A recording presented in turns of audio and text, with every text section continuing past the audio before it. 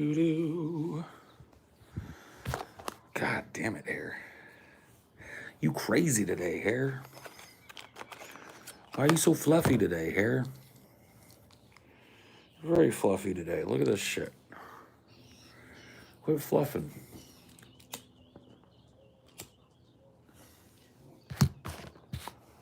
Quit fluffing, hair. Hello.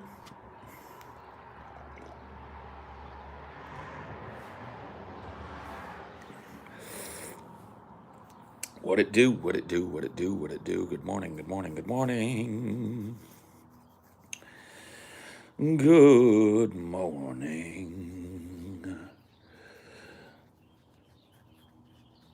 Oh. Hair, please. This hair is crazy today. Look at it. Look at this shit. What is that? What are you even doing? Go. Good evening. I'm in Sweden. Da.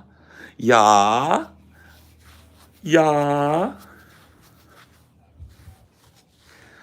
Is your name Helga?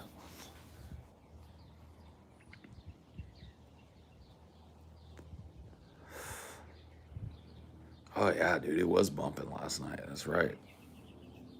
That's right.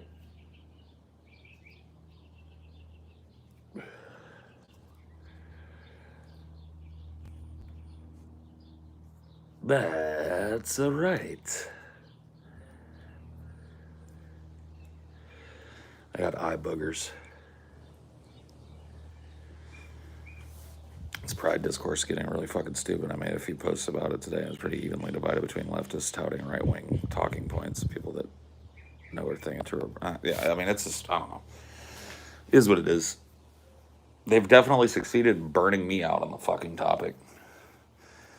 But this kind of thing comes around semi-annually. It's just usually not like leftists who are leading the charge on it, although this isn't the first time I've seen leftists trying to kink police pride for stupid reasons. But well, this is what happens when the two political parties grow together. You know what I mean? You get people that are Democrats but are socially Republican. You get people who are Republicans who are socially for Democratic policies. And those policies just blend and become one great gray blob of shit. This is the problem with there being little to no distinction between the two parties in this country. Distinctions so small that people have to dig down to the fucking minutia to find them. You know what I mean? And that's the problem. Would you say that you're a libertarian leftist? I don't really like, I don't like committing to labels and shit. I would say that I'm libertarian in a lot of ways, especially socially. Like when it comes to, you know, personal expression, freedom of association, etc. Like I'm fairly libertarian there. But I don't know. I just hate the fucking like, would you say that you're an anarcho-capitalist communist? I'm just done with it, dude. I wouldn't say I'm anything. I'd say I'm an American guy.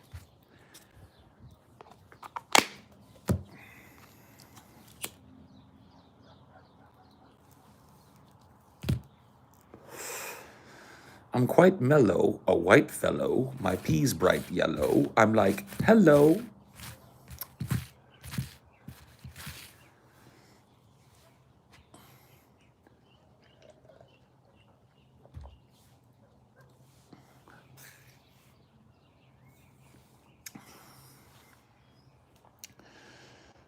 Top of the morning, indeed.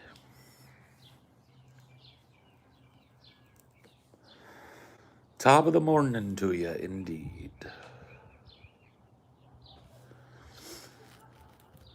What it do? What it do? What it do?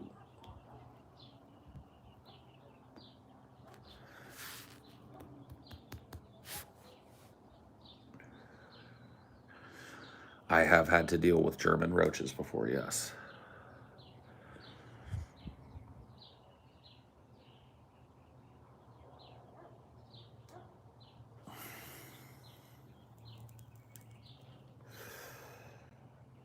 Comedian and musician. Yeah.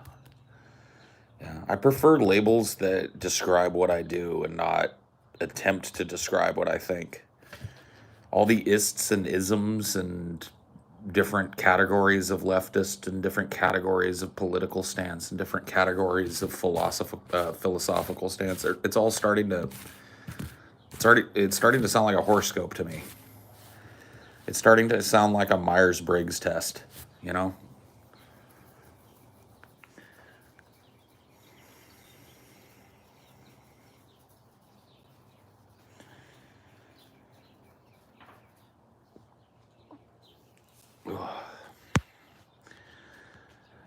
Can't help but wish I could figure out a way to effectively convince the liberals steadfastly against change element of the left to just dip out. Yeah, well, that's what we're trying to do here, yeah.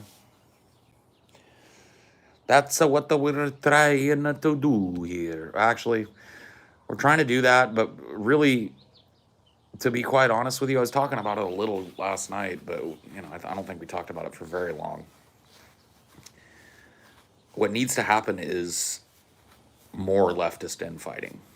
There are people that are so steadfastly against infighting on the left that we have compromised to the point of voting for neoconservative shit.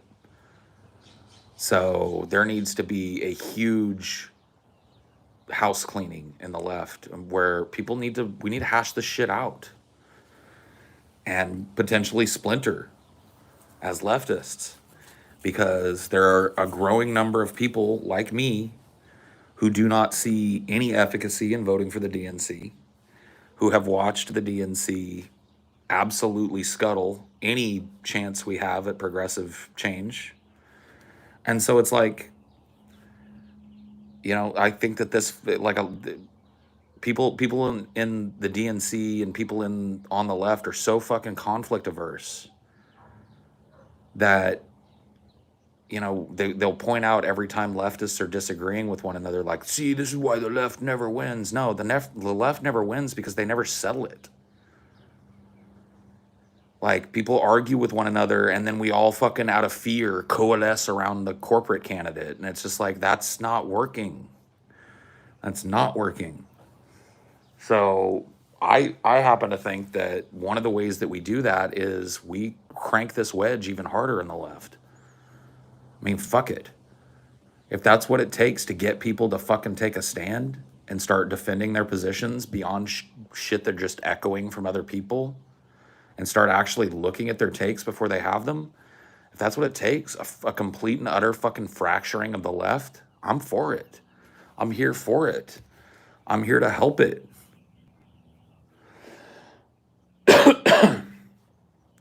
We got to fucking hash it out. We got to come to some kind of fucking agreement here. And if we can't come to an agreement, then those of us that don't agree need to go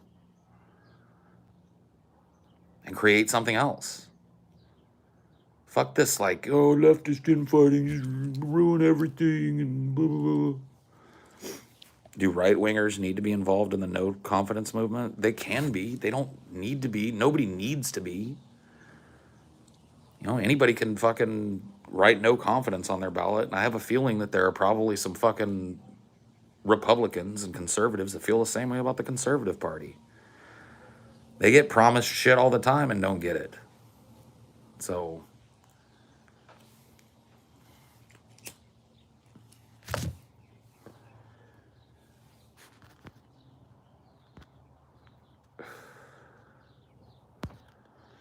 but no, I'm here for it. I'm here to be an agent of fucking discord and chaos on the left. And we need to argue this out. We need to hash this out. And those of us that disagree, if we can't come to some sort of agreement with the rest of the movement as it stands, we need to go. So, yeah, fuck this conflict adversity.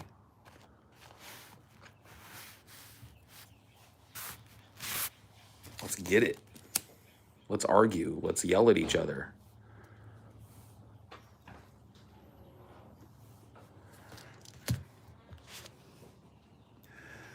It's just like, when I think of politics and the way that they developed over the years, I think of Thank you, baby. I think if people sitting around in smoky bars and pubs and shit, hashing out their differences together, sometimes in a civil manner, sometimes in a not so civil manner, sometimes coming to blows over their political disagreements. Like, I know that that's the history of political advocacy, but that doesn't exist anymore. We become little puppy dogs, afraid of violence because we've been convinced that violence never travels back up the chain, afraid of conflict with one another and the other party because we think that getting along is how we go along.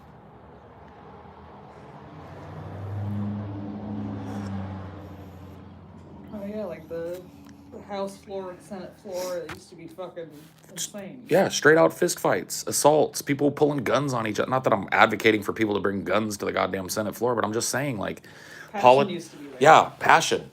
This is the type of shit that I get argued against for having all the time. Yelling, screaming, fucking vehemently defending your position, belittling your opponent. Like, these things used to be part and parcel of the American political fucking life. And now we've all become so kowtowed by this conflict adversity, conflict adversity, that we've lost touch with that. And now look at how people react when I get passionate about politics, as if I'm not a long line of people that have used fucking fiery rhetoric to argue for their political positions. But we live in a time now where, like, cranking up your fucking voice a little bit and using a little bit of salty language is just, and we need it. We desperately need it. This idea that we need to shelter and protect conversations with people who don't know what the fuck they're talking about. No. Those people need to be shoved aside out of the discourse to go read a book and learn. And they can come back. Yeah, passion, idealism, staunch advocacy, all of these things are considered to be like negatives. It's like, why? Do you not know, like, just American history, let alone political history? Politics have been a fighting, brutal, angsty back and forth since time immemorial. And here we are, somebody shows the slightest fleck of fucking passion about their politics. Somebody engages somebody, not respectfully, but takes their fucking position head on, and it's like, see, this is the problem with the left, and this is why the left loses. No, the left loses because we never do this shit. It's like, do you think the Tea Party was just this, like, calm discussion beforehand? It's like, what shall we do today, boys? Oh, that might be a good idea, but I have this idea. Blah, blah, blah. Oh, no, I still respect you, man. I mean... No, it wasn't. People are very, like, afraid of conflict. I really think that's what comes down to. It's like, as the years have gone by, we have become afraid of verbal conflict in this country, to the point where you're having some people just carroting out in public because somebody just barely confronted them on something. So people are just bottled up and doing the civility politics shit. Oh yeah, let's find a common ground. Let's join together as Americans and blah, blah, blah. And all this shit coming out of the left. It's dog shit. Because the right is still in power. Joe Biden is on the right. Joe Biden is doing everything that people on the right do. So we gotta suss this out as leftists. And that's gonna require, some fucking measured, controlled, passionless discussion. But it's also going to require some fucking put up your Duke shit.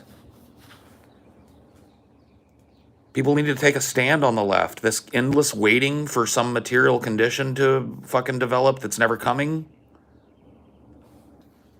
Because, no material condition is bad enough. Global pandemic, fucking record homelessness, record joblessness. People being asked to fucking stay home from their jobs but not being given any money for it. Like, anyway, this is why it has to be fucking sussed out. This is why it has to happen. We have to figure this out as leftists. We have to allow passion to creep back into the discourse again. And we've got to start confronting one another again. Make politics confrontational again. Fuck this go along to get along, hand in glove compromise shit that's been sold to us for fucking 40 years, that's led us down the path of, well, where we are now. Flat wages for 40 years. Notice I didn't say flat inflation for 40 years. I said flat wages. It means every year that goes by, the dollar that you make is worth less. Yeah, right. Saying that like the right would line us up against a wall and fire squad us, like that's another of the fear mongering things Right. that leads people down to the lesser two evils. Right. We have to come together and agree with people who we vehemently disagree with on the left, because the right is going to round everybody up and firing squad us. Hyperbole to the absolute fucking max. You don't have to exaggerate the other side to No. fight against it. No, you don't. No, you really don't. And, this is this type of like policing of the discourse. Like, you can go and look at the comment section of the Jamie Darkey video and see just tons of people who were disagreed with me, not because I was wrong, but because I was not respectful to Jamie Darkey. She didn't earn my respect. Why does everything have to be respectful? The world is burning. How respectful were politicians on the fucking House floor fist fighting and pistol whipping each other back in the colonial days? Like, come on.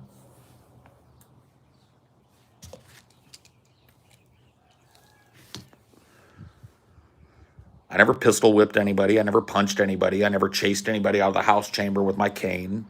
I never body slammed anybody or head butted anybody. I yelled.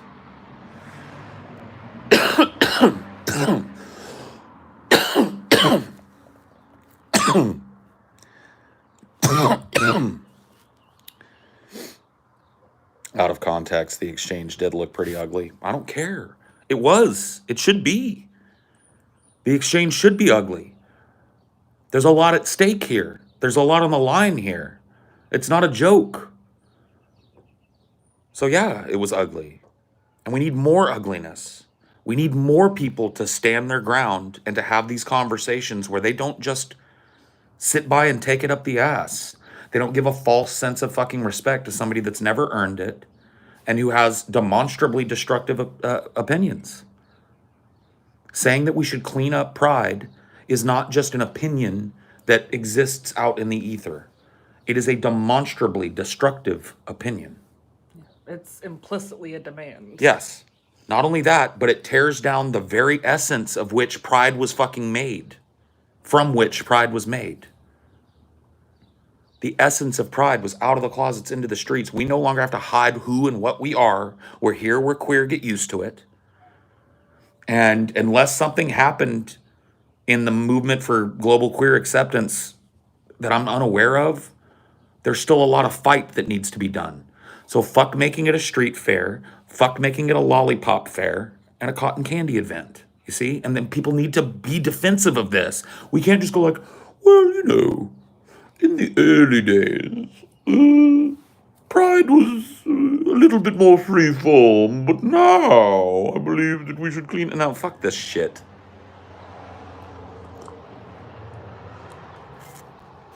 Yeah. And let me ask you this. Since when did respect become deference? People aren't asking for respect. They're asking for deference. How about this? If I come at you harsh, it's because I respect you enough to feel like you deserve to become at harsh. How's that? If you had zero respect for Jamie, you wouldn't have gone on. I wouldn't have wasted my fucking time. If I didn't think Jamie could clean her fucking act up a little bit and fucking learn a few things and be a decent advocate for what she believes in, I wouldn't have fucking wasted my time. How about that? You know what I do to people I disrespect? I don't ever fucking read their comments to me. I don't ever look at them. I don't ever engage with them. That is disrespectful.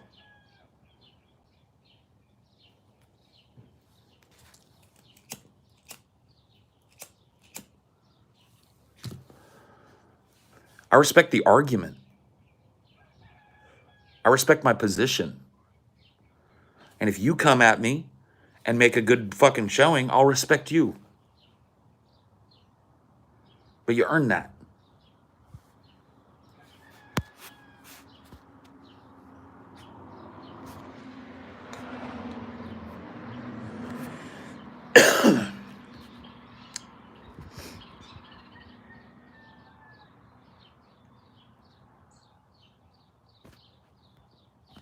I mean, it really wasn't even like, dude, you don't have any idea how a drill sergeant is.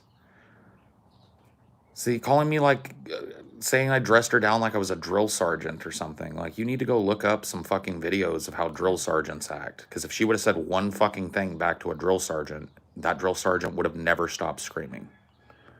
She wouldn't have had a chance to open her mouth again until she was absolutely sure that her mouth was not to be opened. That's what a drill sergeant does. I sat and I reacted to her fucking commentary.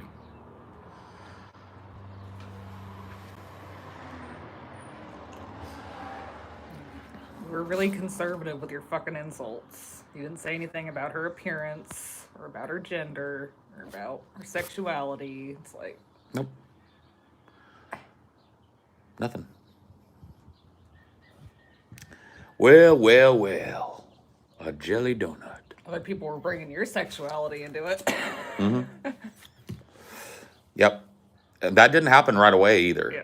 That snuck in after about 2 days of like Vosh's take not sticking to the wall. Then a lot of people that follow him were over on my Twitter telling me how I have no reason to have an opinion on Pride because I've only been out for 3 years and I'm a bisexual and blah, blah, blah, blah, blah. And wait, am I a bisexual? Because have I sucked a dick? That whole fucking commentary started about 2 to 3 days after this whole fucking Pride shit started. And it's people on the left doing it. And you're telling me we don't need conflict on the left? We need to just, you know, like work together and stop arguing on the left. Fuck that. Do you see what's happening on the left? There are leftists that have LGBTQ flags or NB flags in their profile right now on Twitter telling me why I'm not a bisexual. I mean, to be fair, it wasn't good when Vosh got it either. No, I'm not even talking about like it's not good when anybody gets it. This is my point. There are some people on the left that need to be yelled at. They need to be let know that there's passion left on the left and that the world is burning.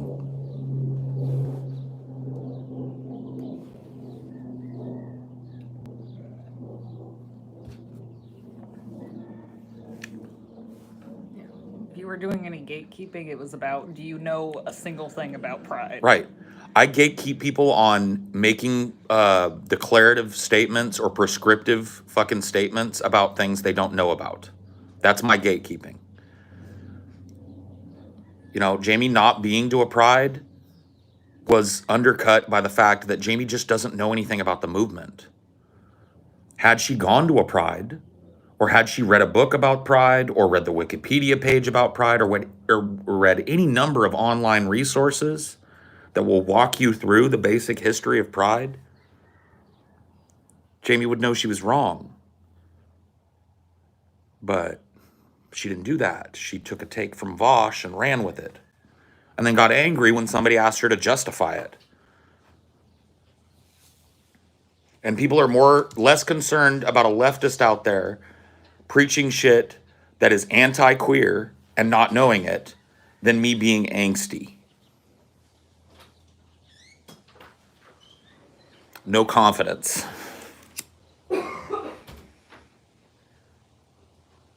No confidence, bro.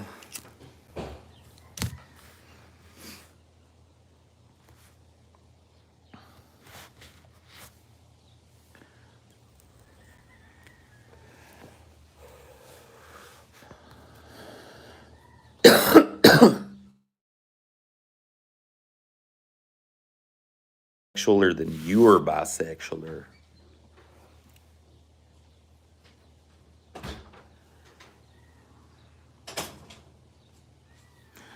No pride at kink. Oh shit. you flip my argument on its head. Skeptical Jesus ever say anything to your face yet, or is he just still No, back talking to you? he's over there still trying to get a date. He'll be back, trust me. And I'll welcome him back with open arms, because I don't stay salty. I get salty, but I don't stay salty.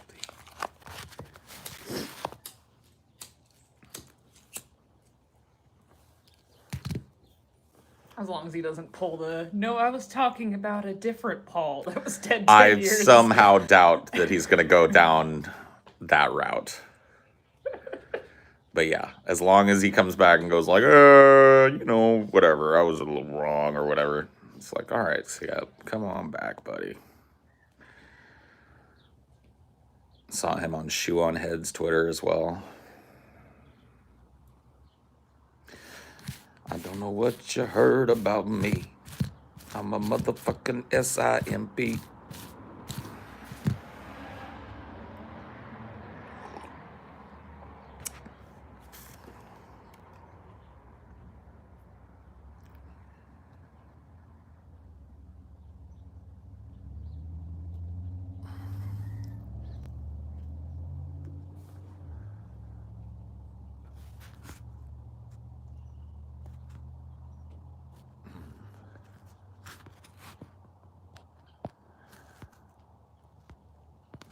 I don't know what you heard about me.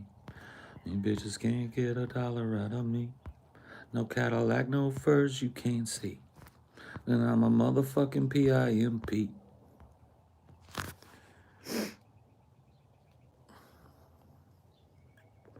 I have not got that DJ's card from last night. I got up about half an hour ago and started this shit, so. But that DJ was bumping, dude. You missed out. Oh, yeah, they cranked it. Well, like, so they were just playing records for a lot of the party, but last night they wound that party down with a DJ set that was fucking insane. Dude was mixing all this fucking like oldies, like disco, oldies, 90s hip hop, and he did this live mix, and I was sitting out here like fucking. There was a couple of times where I was like, "Woo!" I yelled out loud because he was ripping shit up, dude. He was ripping shit up. Oh my God, he was crazy. I was like, man, I gotta get that DJ's card. It's fuck, man. We ever do a wedding or something? Yeah. Well, I mean, they walked up to our door to warn us about the music a day. Well, that was my plan. We can go a day after and just be like, yeah, that's what I was. That was my plan. I was, I don't want to wake anybody up because they were partying until the fucking break of dawn last night. But you know what I mean? I'll go over there a little later, maybe tomorrow when I'm off, and like, hey, I'm your neighbor. I wanted to know if I could get that DJ's card because he was dope. That DJ was crazy. Why didn't you ever go to the party? Because you don't crash a party. Yeah, I didn't get invited. Had like 20 cars in the street. That was full. That party was popping, but I was not given an invite to the party. I wouldn't like it if I was throwing something over here and people just started showing up. I wouldn't necessarily be adverse to it either if they were respectful and be like, hey, can we come in for a minute? I'd be like, fucking come on. But if you just like walk into a party, that ain't cool. No, that DJ was ripping it up though.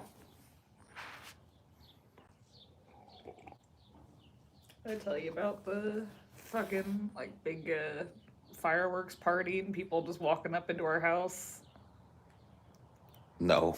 Oh yeah, because you lived like. I lived right where you had like the best view of it. And people were sitting on our porch, and someone walked in to go pee to our house. Just like, what?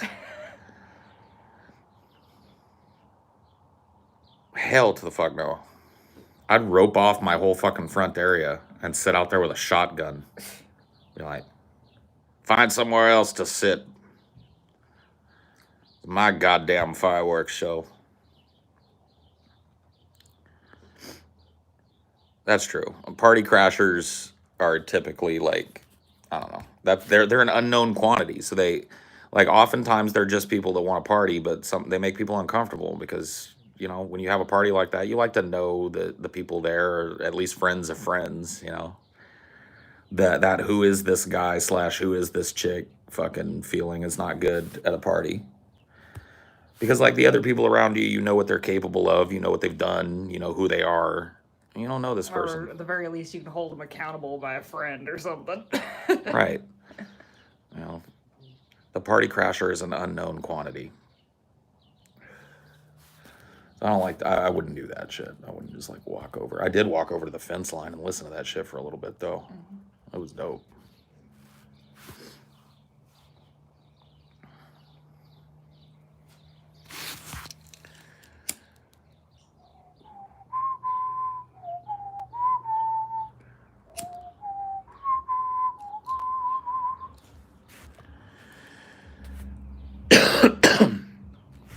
Find somewhere else to sit, boy. Have you ever crashed a party in your life? Yes.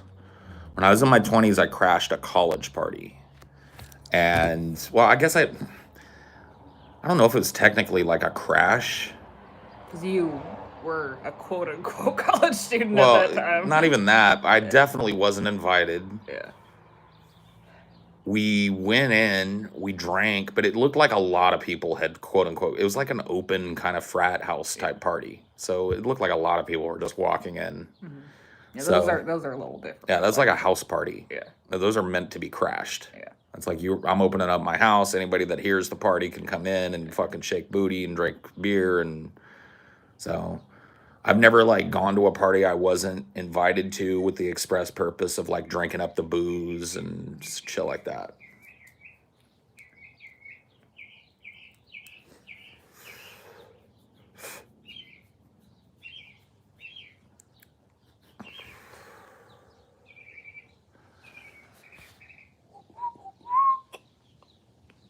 Let's let it right. Let's let it whip it all night. It might have been Rush Week, yeah. Fresno State has a huge row of frat houses that are about a block over from it, or at least they used to. They might have rebuilt all the student housing since then. This was like, like going on 30 years ago now. For all you know, they might have banned frats there by now. Yeah. No, they haven't. I know that much. But yeah. Just a big old house party. How was the party? Like the douchebag level was really high because like I don't mean to be mean, and I know this is not true of all fraternities, but frat boys, especially like house party type of frat boys, are some of the cringiest beings that you can be around. I was their age when I went, but I just remember feeling like overwhelmed by the amount of douchebag that was at the party. But they had good music, and there was kegs and shit like that, so we were able to get drunk and have a decent time. But we ended up just kind of like, me and the two other dudes that went, we ended up like spending most of the night just chilling together because, hey bro, life is so rad. Dun, dun, dun, dun, dun, dun, dun, dun, dun.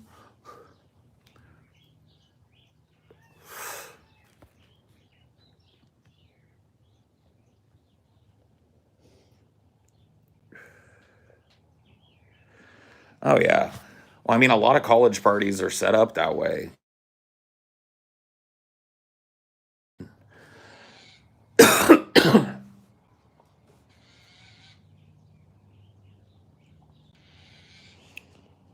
That right, D? I'm just sundog.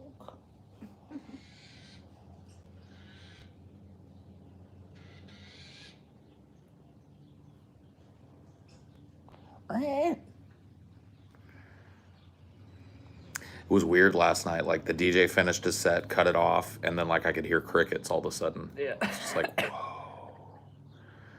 And like it shut down so quick over there too. It was like last song and then like all the lights went out. I was like, what the fuck? I thought for a second maybe the cops had come or something. Yeah, I don't know. But I There didn't. might be like some ordinance we don't know about around here where there's like a hard. I mean, I know we're not on an HOA or anything, so any ordinance that we have around here Like is a going to city be, ordinance or yeah, something. it would be a county ordinance.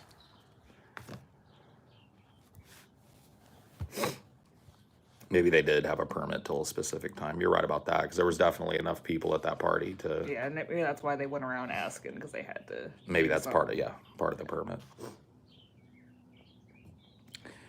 There's nothing worse at a party than a host that's paranoid on weed, going around telling people not to touch anything and getting pissed about everything.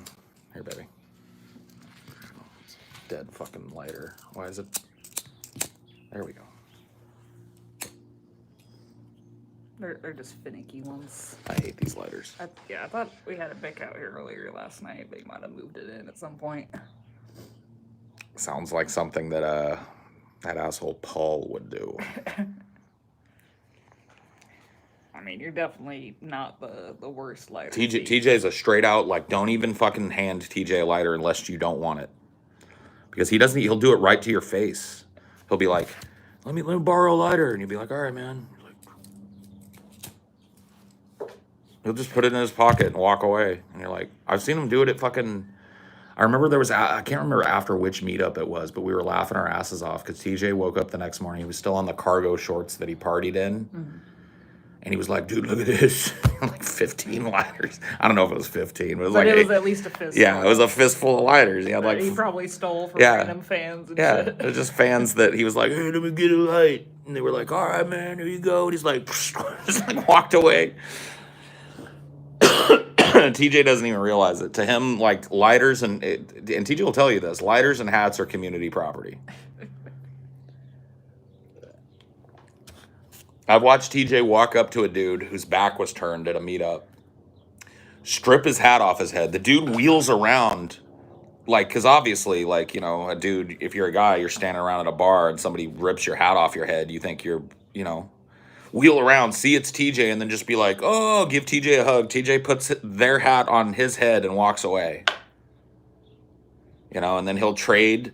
Like, he thinks like, offer a hat, get a hat. He thinks that's the way hats work.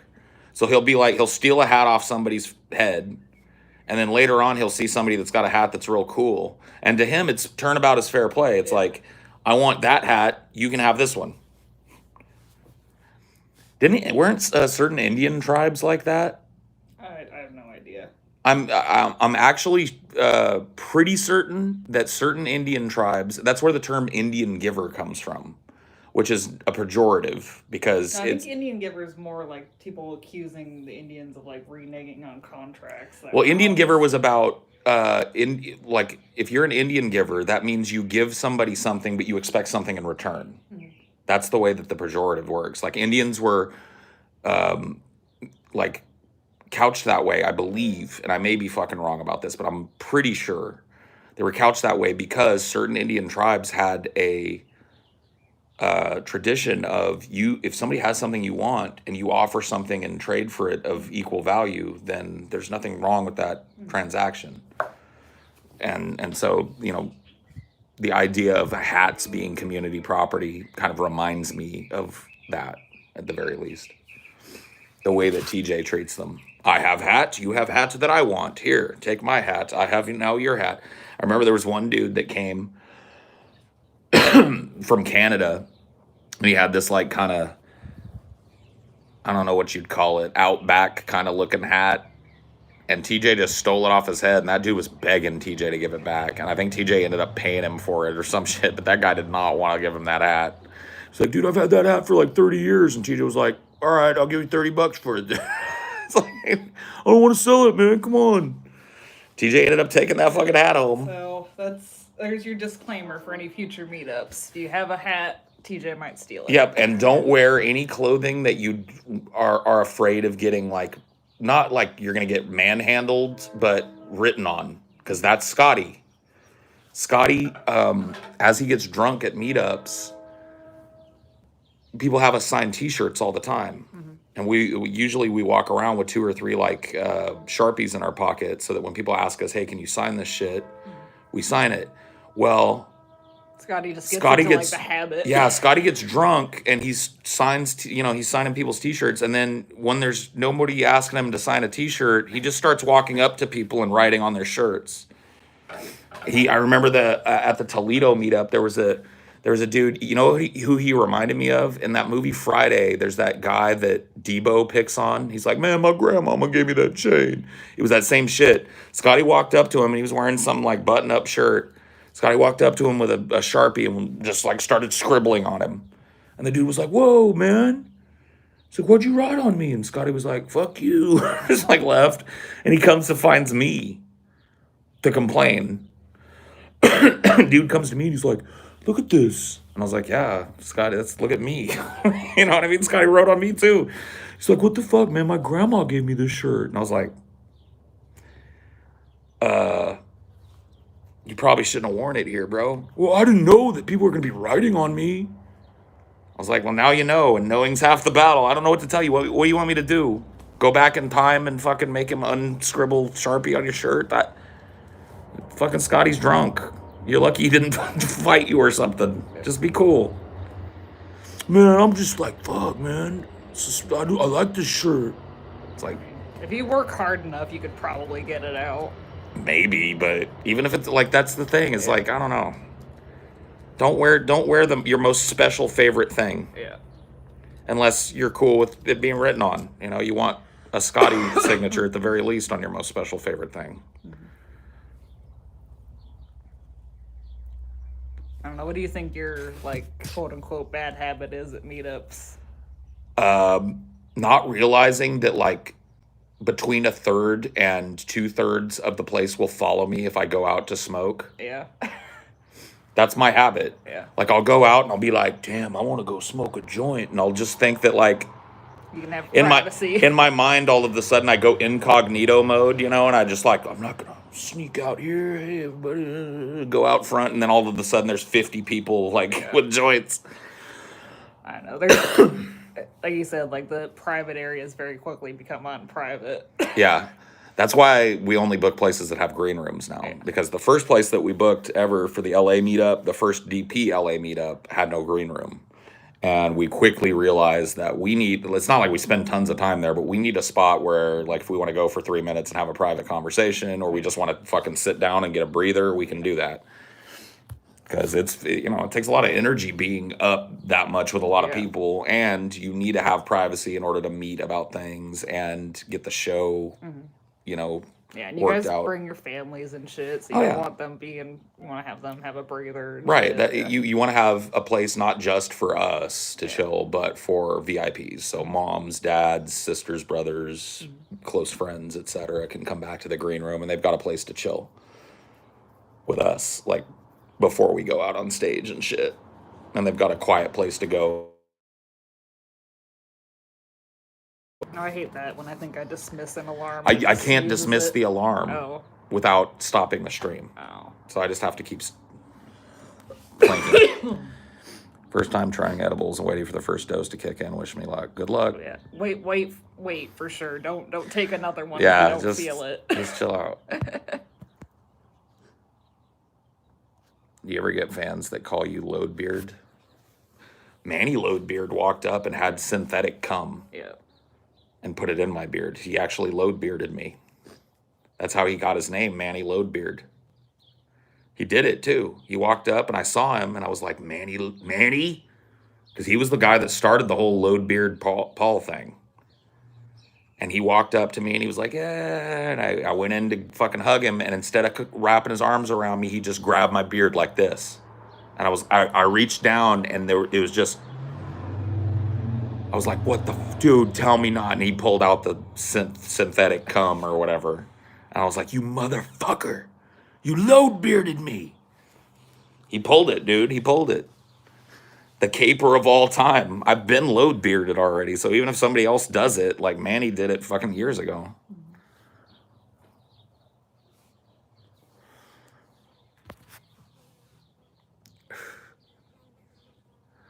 Swipe down the notification to stop the alarm. I'll try it. Thanks. Next time it comes up, because I usually just swipe it up to get the fuck out of here. I don't want to swipe it down because I'm afraid that I haven't tried it because I'm afraid that it'll open the alarm. So I'll try the down swipe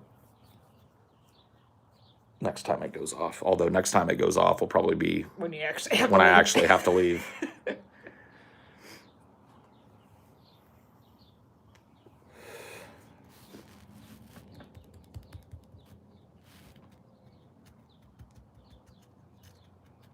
was a container filled with the real stuff. Then I got the real stuff in my beard. I don't know what to tell you.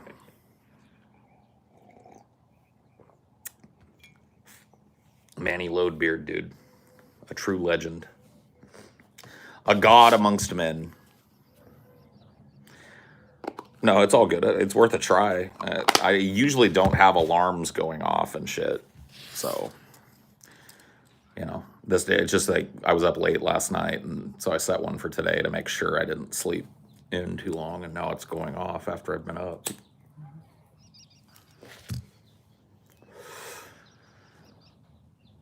Yeah, I was up really late last night. We also slept for like 4 hours. That's true. before that. I crashed after the service yesterday. Seems to have fixed itself now. I don't know what. People were saying the audio was out of sync. Oh yeah, that happens. You guys just have to deal with that. That's a YouTube thing. Sometimes you can just reload the page if that happens to you or whatever, but usually. Someone was asking about your dad cup. It's Oh, that yeah. kind of dad. Yeah. This kind of dad. There's me and Cricket sitting there together.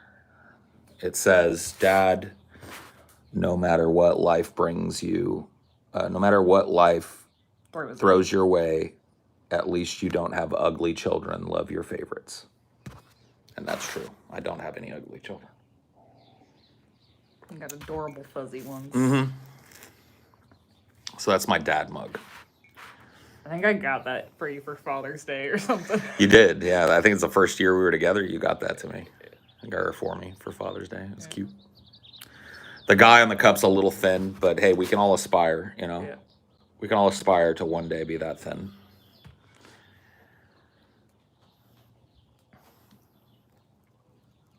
And Cricket almost looks too chunky on that. Yeah, he does. This looks a lot more like Cricket when he first came to live with me than Cricket now. Cricket has lost a lot of weight. He looked good. He was a tubby boy when he came to live. I know you picked it up. You're like, did Amelia sneak me and get 2 cats? Yeah. I was helping you unload when you first got there, and you had an arm load already, and I was like, "I'll get Cricket." And you were like, "Are you sure?" I was like, "Yeah." And I grabbed the little handle on top of his carrier, and I was like, "Oh, look!" I was like, "Do you have things packed in here with him?" You're like, "I know." He was just like 10 pounds heavier than Yeah. he would be. Yeah. We let him out, and he was like, just comes out. He's this big wad of. I was like, "Whoa." Yeah. That's because my ex refused to not feed him constantly. He's like, "You know what you do with cats? You just leave their bowl full all the time." No. He was used to having an outdoor cat that was fucking running around 5 miles a day or something. But... No, Cricket is he's a lean, mean killing machine now. Scotty made a joke the other day because he hasn't seen Cricket since around the time Amelia first came down. I don't think he ever saw Cricket, period. He did. Yeah. When they brought the rocking chair. Yeah. Remember? Oh, yeah, that's right. Yeah. Right before lockdowns, he and Stevie came and brought me this for my birthday. And Cricket was there, and Scotty picked, of course, because Scotty is crazy with Dinor. He just picks him up. And Dinor loves it, by the way. Doesn't really like it very much when I pick him up, but when Scotty picks him up, Dinor fucking goes well, nuts. that's because he has no hesitation at all. Yeah. Scotty just goes, Dinor! When animals know you have no hesitation, they kind of chill out. Yeah. He scoops him up, Dinor, and he picks up Dinor, and then he went over and looked at Cricket, and he was like, "Whoa, you're a big boy." So anyway, just the other day, he was making a joke. We were talking about pets on a grease trap, and he was like, he said something like, "Well, Cricket's fucking fat, though," and I was like, "Dude, just wait till you see the new Cricket, New and improved, sleek." The only thing that Cricket has left as evidence is his little pasta pooch. Yeah, and that's something that cats kind of have naturally too. It's part of them being stretchy and to protect their organs and stuff. Yeah. So he's got a little pasta pooch that swings. He's got a little hang me down there. It's called a primordial pouch. Oh yeah. Cool. But he's sleek. You can see his hips now. Used to have an outdoor a cat that would hunt snakes and shit. That's Squeaks. Squeaks, like I did you can actually find it. It's still up on the channel. I can remember it. I think it's called "Is That a Snake?" If you search on Highdeology, yeah, and you'll see I filmed a garter snake that fucking Squeaks killed and just like left as a trophy out for TJ. And I showed up at TJ's house to film, and it was me that found the trophy. Primordial pouch sounds like a 20 slot bag in Warcraft, yeah.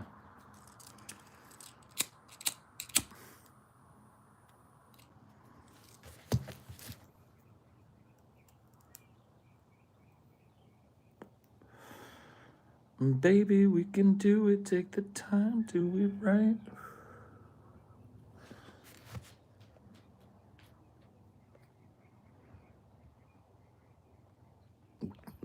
How did TJ react? Well, I mean, he woke up that morning. It's on the fucking Highdeology.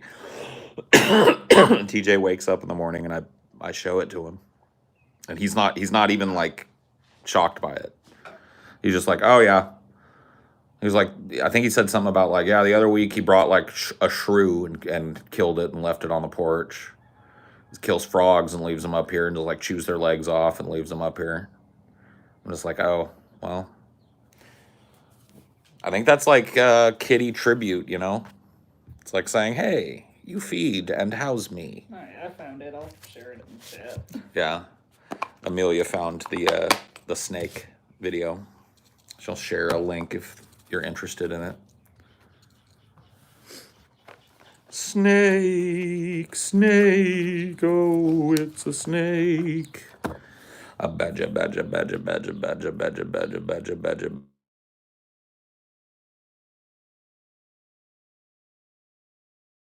That did work. It brought up a little context menu where I could say stop or snooze. Otello. Was it Otello that did it, or was it Asbestos Fingers? I think it was Otello. Whichever one of you it was, you the man. Yeah, it was Otello. And cats are only bad for the environment if you let them be an outdoor cat. Cricket is 100% indoor. The only thing he kills are bugs that come into the house. Yep. And they're asking for it at that point. Anything that comes in the house that ain't supposed to be there is asking for it. All right, buddy. Well, thank you. That's a nice little tip. I'm a boomer when it comes to these fucking phones and shit. Like when I first got this one, it's an iPhone, but it doesn't have the home button thing. And I was like completely lost. I was like, how do I open this fucking thing? Like how do I do anything on it?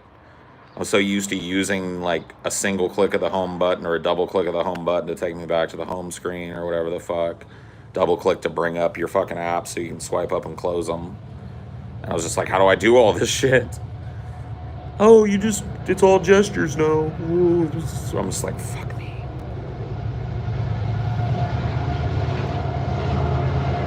So I'm so used to, on the old iPhone that I had, whatever, the 8 Plus, I think, you got rid of everything by swiping it up.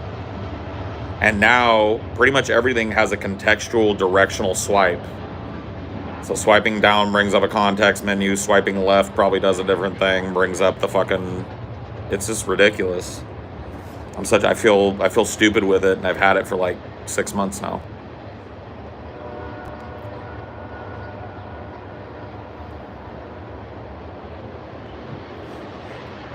I'm too old for these newfangled phones. Back in my day, phones had a keyboard right on the phone, so you could type and do everything you needed to do. LG was ahead of the curve with that shit. They haven't had home buttons in like 5 years or something. Yeah, see, I've never, like, that iPhone was really the first phone that I got that I learned how to use, and I had it for work. And so I was so used to the home button style iPhone shit that getting this phone, I mean, it looks cool, but, you know, because it gives more screen size, I guess, because they don't have to put the button. But, I don't know, man. I kind of miss the button. Amelia did tell me I could turn on, I did see a setting, like virtual home button. Yeah. I can turn that on, but I don't want a virtual button, yo. Oh, real one. I like the click of a tactile button. I'm old school like that.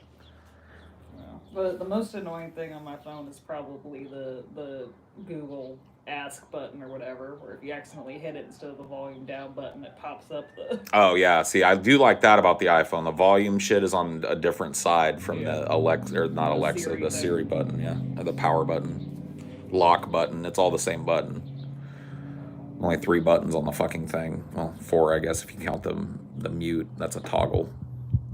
I don't know. They're cool. Ever put pennies on the track? Oh yeah, well, yeah. When I was a kid, we were not supposed to go that far, but we would walk down to the train tracks, take some pennies, put them on the tracks, come back the next day, and find them smooshed. They'll tell you that that's dangerous, but it's dangerous if you like load up stacks of pennies or whatever, or any kind of obstruction on the tracks. But a 1 penny on the track just gets smooshed. Copper is so fucking smooshable. I mean, it probably would suck if like 1,000 people did that or something. But right, but 2 little kids walking down and putting a couple pennies on the track ain't going to derail no train.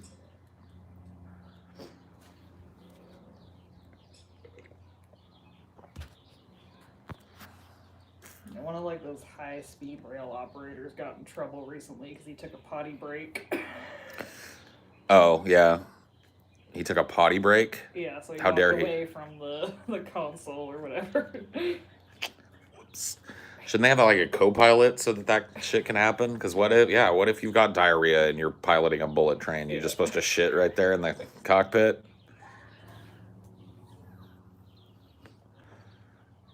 Yeah, I mean, you can put anything on, like any coin. Like, I'm not saying go out and do it, but I'm just saying that, like, no, there's never been a fucking instance of a coin derailing a train. Yeah. So just don't pile anything else. Don't put, like, big things on the tracks. Don't obstruct the track in any way. You know. In fact, you know what? Don't go near the fucking train tracks. How about that? Yeah, you don't trust this chat. No, I don't. I don't. Don't go near the train tracks. Do as I do, do as I say, not as I do. Yeah. I think those tourist trap things that smash pennies, I think pennies are just too worthless for anyone to care if they get smooshed. Yeah. Have you done that before? Like oh yeah. Well, you have to pay for them. So you put the penny in, and then you got to put $1.50 in it, and then it goes doo doo doo doo, and it squishes the penny and makes you like a little souvenir thing. Back in the day, you never would have done that. Yeah. Because a penny could buy you a fucking something at the store. Yeah. But now a penny it's been worthless my whole life, so they just turned them into like, smush your fucking worthless currency here and make it into a souvenir. Well, pennies are still a thing in the U.S. They're not in Canada, but we're still stuck with the stupid penny. Pennies aren't a thing anymore. In Canada, but not here. Yeah. Here you can get some fucking fresh-ass pennies. Yeah. Yeah.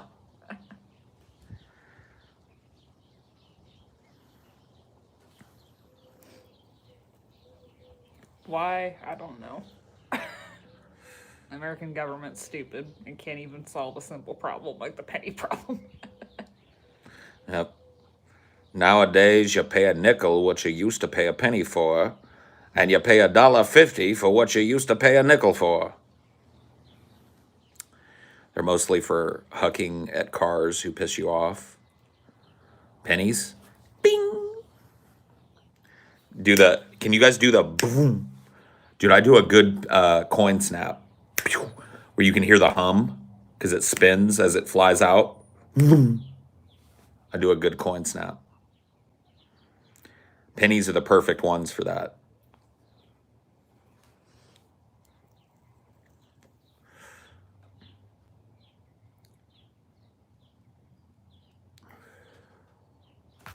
Two pence. Fucking Brits.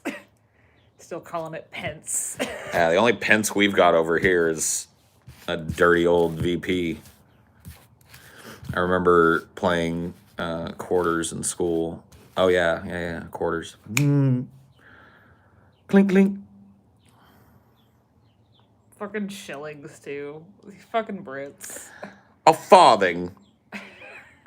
2 farthings. 3 shillings and a pence, sir, for your shank of lamb. 2 farthings? Yeah. That's What are these prices? That's how you knew Brexit was inevitable from the start, because they wouldn't adopt the euro. Oh, yeah. They were planning the Brexit long before that. Of course. Get out of here, fly.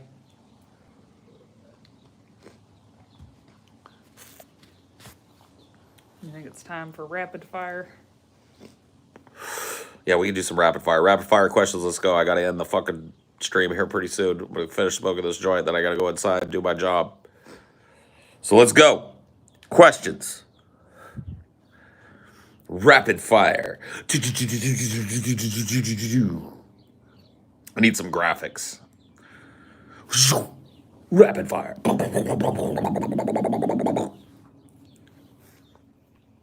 Dude, the chat just died. No one's got a rapid fire question. Everybody's like, how many licks does it take to get to the Tootsie Roll center of the Tootsie Pop? Nobody's good under pressure. That's the point. Rapid fire. Thoughts on the current abortion debate circulating again? It's the 15th time it's circulated in my lifetime, and it'll circulate another 15 before I croak. Favorite color? Green. All shades. Dolly or Picasso? Dolly. How do I get rich? Rob a bank. Luck of the Irish. Luck of the Irish, mate. Queen and Bowie are pretty good under pressure. That's true. How rapid can you fire? Rapid. Godzilla vs. Kong was trash. The answer is yes, yes. Should I order Chicago or New York style pizza? New York. Uncle O'Grimacy is green. That is true. Luck of the Northern Irish. That is also true. ZZ Top is also good under pressure. That is also true. These are statements. Thoughts on San Jose shooting? I haven't read about it yet, so I don't know what happened in San Jose. How do I get rich legally? My parents told me like hard work, dedication, and stuff. I think you need a pretty good sprinkling of the luck of Yeah, the Irish now. being in the right place at the right time and shit. But some of that stuff is stuff you can engineer. I mean, there are people out there that just get rich by sheer social engineering and willpower, so you can do it that way. Doesn't mean you're absolutely going to succeed, but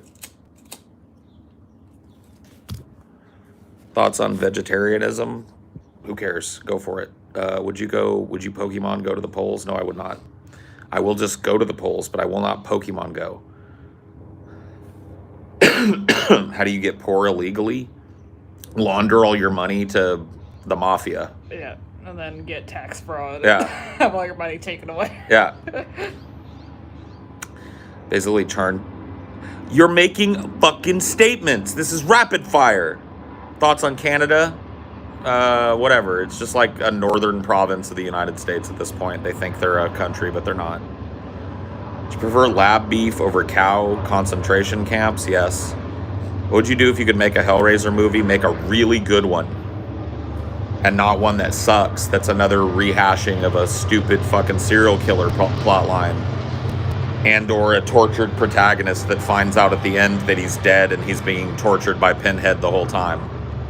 I would go ahead and cut that out and I'd make a good Hellraiser film again. And I'd get Doug Bradley too. I don't care how fucking old he is. He's Pinhead. I'd pay him enough. That's all it takes. Doug is alive.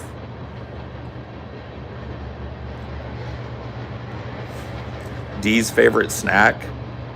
I mean, he's not a real snacky dog. I mean, he's been loving them pizzle sticks recently. Yeah, he likes raw hides and pizzles, so like chewy things that he can just kind of chew and eat real slowly in tiny little chunks.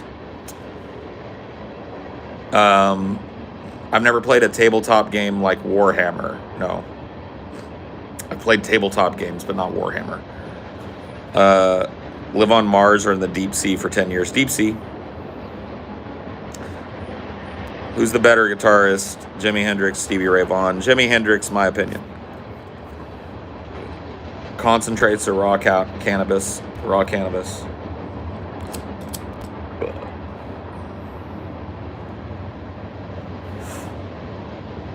Which social revolution is your favorite to read about? I really like reading about the the 60s in general and the kind of dual protest movements that worked in the same area together, the civil rights movement and the anti-war movement, kind of coalesced into a mutually beneficial pair of movements, and added a lot of strength to one another. So that era in American history particularly interests me a lot, because there was a lot of upheaval that people have forgotten. Like, people forgotten the Watts riots happened in the 60s. Ever tried dabs, and what are your thoughts? Yeah, I've done a bunch of dabs. You can go back and watch me do a bunch of dabs on this channel. Back when I lived in Washington, I almost exclusively dabbed for a few months. And I don't know, I prefer just smoking a joint, yo.